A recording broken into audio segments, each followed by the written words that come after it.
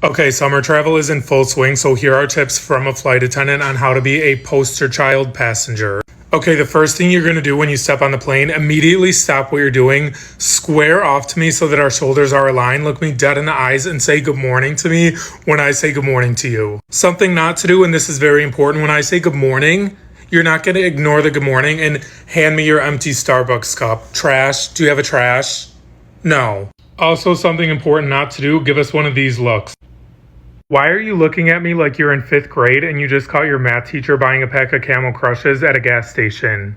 What did I do? Okay, next tip. You're going to have everything that you need for the flight right at the top of your bag so that when you get to your seat, you don't have to be digging elbow deep into your bag to get your AirPods. You're going to have them out ready so that you can whip your ass into your seat like you're a rag doll and keep the aisle clear so that we can with boarding, because we're not getting paid until those doors are shut. Moving on, when it's time for drinks, it's very important that you do a little homework, and the homework can be done on the plane, and I promise it takes about 10 seconds.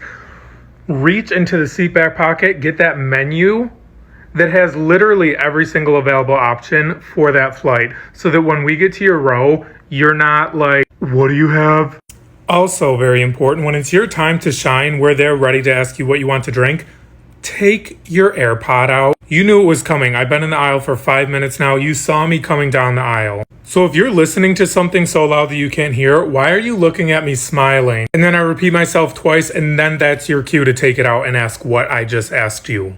Okay, now when it's time to sleep, it's okay to close that window shade. It's shocking how many people I see trying to sleep with like the sun beaming in their face. Like you're allowed to close that. Also, we're in the middle of the Atlantic Ocean right now. I promise there's nothing to see. You cannot see the Titanic from here.